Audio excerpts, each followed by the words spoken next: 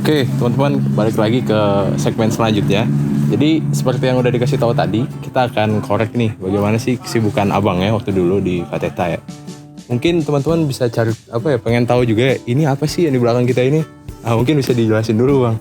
Oke. Gimana nih? Siap. Ini yang di belakang kita, ini adalah tanaman melon yang baru kita pindah tanam. Ini usianya paling sekitar 7 hari dan kita pakai irigasi tetes. Nah, jadi sistem irigasi tetes untuk pengairan dan untuk irigasinya. Oke, jadi kita langsung tanya-tanya nih, abangnya waktu SMA lagi, waktu kuliah ya. Itu sibukannya apa sih gitu.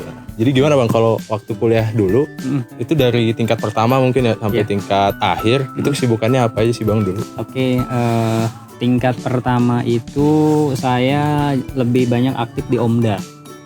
Kemudian juga di perkumpulan mahasiswa teknik pertanian seluruh Indonesia IMATE Tani, kemudian masuk di fakultas 2 periode saya berkecimpung di DPM, kemudian masuk juga di IMATE Tani lagi di nasional, kemudian saya juga diamanahi untuk menjadi koordinator badan pengawas dari himpunan profesi teknik pertanian IPB gitu.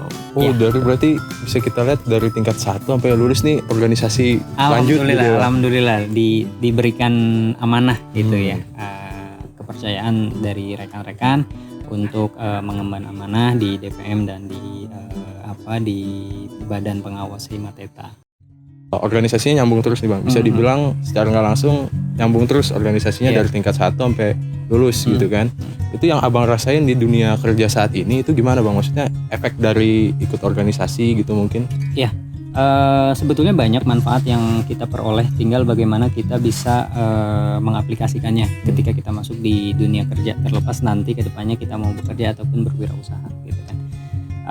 Salah satunya adalah bagaimana kita bisa menghandle orang gitu, bagaimana kita mengorganisir sebuah kesatuan, sebuah tim untuk mencapai goals yang kita inginkan gitu. Jadi ketika kita masuk di organisasi, kita belajar itu. Kita nggak masalah salah pada saat kita ada di organisasi itu, kita belajar. Tapi ketika nanti kita terjun langsung di lapangan, masuk di dunia kerja atau berwirausaha, memang tidak masalah salah gitu kan, namanya juga kita belajar.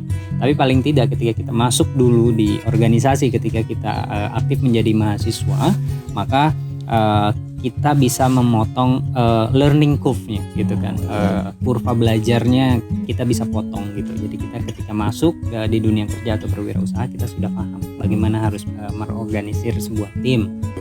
Saya setuju sih Bang, karena saya pernah dengar juga nih kalau sebagai anak muda kita tuh harus menghabiskan jatah gagal kita gitu, sedini mungkin. Betul. Biar walaupun sudah banyak gagal, jadi otomatis jatah gagal kita yang udah disiapkan nih di kedepannya pas kita terjun ke dunia kerja itu emang udah benar-benar minim gitu. Iya betul. Secara nggak langsung kita dapat pengalaman juga dari masa mudanya gitu. Betul. Jadi saya tidak menyalahkan bagi kawan-kawan mahasiswa yang kuliah pulang atau kuliah gitu kan, bahasanya gitu, tidak menyalahkan karena juga kita tidak tahu prioritas setiap orang gitu kan. Mungkin setiap orang punya prioritas yang berbeda-beda gitu, tapi saran saya ketika memang kita punya waktu luang daripada tidak dipakai untuk sesuatu yang kurang bermanfaat, lebih baik ikut di organisasi, paling tidak menempa kita menjadi orang-orang yang memiliki jiwa leadership yang lebih baik. Karena tuh ada ini Bang, istilah mager gitu Bang, malas gerak gitu. Jadi ngapainnya itu udah males gitu. Kembali lagi ya, kalau kita punya noble purpose, kita punya visi yang besar, kita punya impian yang besar, kita punya cita-cita yang besar, maka tidak ada tuh masalah istilah mager gitu kan. Kalau kita mimpinya kecil hanya untuk diri kita sendiri mungkin iya, tapi ketika mimpi kita besar, ketika kita mendapatkan ya manusiawi, ketika misal saatnya kita ada rasa jenuh gitu kan, terlepas mau jenuh itu berorganisasi, jenuh itu belajar gitu kan, kita akan kembali pada noble purpose gitu kan. Kalau saya seperti ini, apakah saya akan mencapai noble purpose saya? Pertanyaannya kan simpelnya begitu gitu kan. Ketika noble purpose-nya kecil, yang penting saya bisa makan, selesai gitu kan. Tapi ketika saya ingin punya perusahaan, saya ingin bisa memberikan lapangan pekerjaan bagi sekian ribu orang, saya pengen memberangkatkan umroh sekian ratus orang gitu kan. Noble purpose yang besar, bukan hanya untuk dirinya. Maka ketika berbicara tentang saya mager nih gitu kan, dikembalikan, noble purpose-mu akan berhasil tidak dengan kamu mager gitu. Gitu. Tapi kalau boleh tahu nih Bang, kalau noble purpose Abang dulu tuh apa sih gitu? Maksudnya jadi bisa sampai sejauh ini gitu. Ya, noble purpose saya punya 2 noble purpose. Noble purpose saya sebagai seorang muslim, tentu di akhirat nanti saya pengen bisa bersama-sama bergandengan tangan dengan Nabi besar Muhammad SAW di Telaga Kausar gitu. Itu noble purpose saya yang pertama. Noble purpose saya yang kedua adalah 2050 saya ingin memberikan sebanyak 10.000 lapangan pekerjaan. Itu noble purpose saya. Maka ketika dulu saya memutuskan untuk berwirausaha, noble purpose itu yang saya pupuk. Kalau saya tetap berkarir di dunia kerja, rasa-rasanya akan lebih berat untuk mengaplikasikan dan mengimplementasikan apa yang menjadi noble purpose saya. Maka disitulah saya memutuskan, oke, saya hari ini saya harus memutuskan bahwa diri saya harus menjadi seorang entrepreneur.